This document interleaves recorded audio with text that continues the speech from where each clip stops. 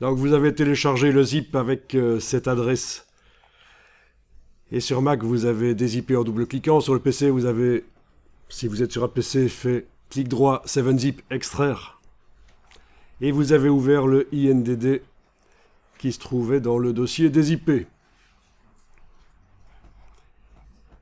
Et vous arrivez normalement ici à la page 10.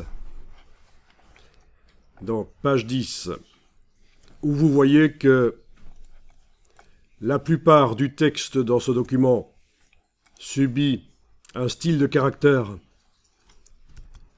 qui transforme le texte en gras et en rouge. Alors, le style de caractère, on peut aller le voir. Menu, texte, style de caractère. Vous allez éventuellement cliquer avec la flèche noire à côté de tout pour que rien ne soit sélectionné.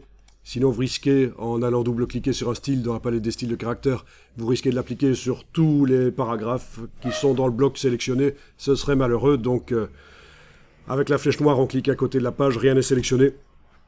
Et puis, le style qui est appliqué là sur les caractères, c'est le style de caractère titre de 3e niveau, imbriqué. Vous pouvez double-cliquer à droite du nom de ce style. Et en ayant la case aperçu cochée, vous allez pouvoir aller modifier notamment la couleur. Donc, couleur des caractères. Pour le style, donc titre de 3e niveau, imbriqué. Ça veut dire qu'il y a des grands titres dans le document. Il y a des sous-titres. On les voit là, les sous-titres. La multiplication, blabla. C'est un sous-titre. C'est pas parfait. C'est en cours d'élaboration. Après, on peut revenir sur les styles pour modifier, bien sûr. Donc, l'aspect des sous-titres, c'est pas génial, nécessairement. Alors, après les sous-titres, il y a les sous-sous-titres, mais l'expression étant vraiment peu professionnelle, on appelle ça un titre de 3e niveau.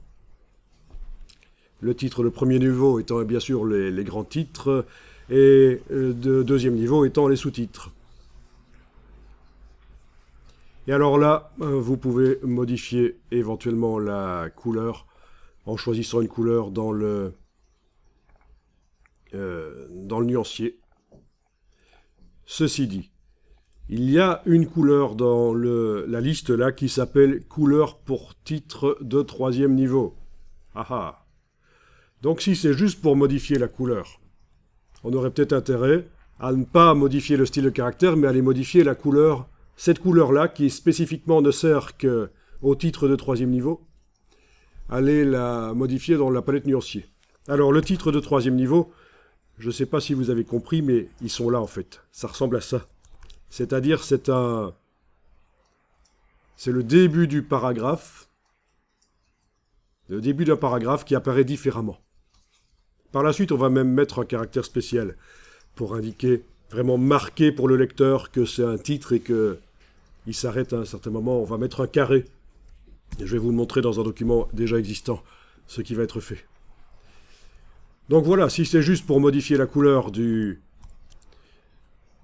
titres de 3e niveau, vu qu'il y a une couleur spécifiquement faite pour eux dans la palette nuancier, on va plutôt cliquer sur annuler et on va aller dans la palette nuancier, menu fenêtre, couleur, nuancier, toujours en n'ayant rien qui est sélectionné. La flèche noire, vous avez cliqué à côté de la page.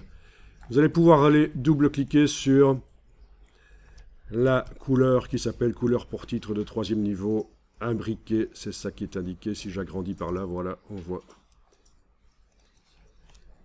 Avec la case aperçu cochée, vous allez pouvoir modifier et voir directement ce que ça donne derrière.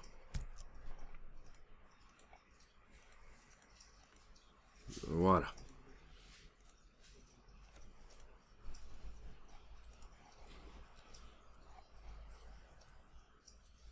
Bon, une fois que vous avez fait ça, on va déjà commencer à enregistrer le document.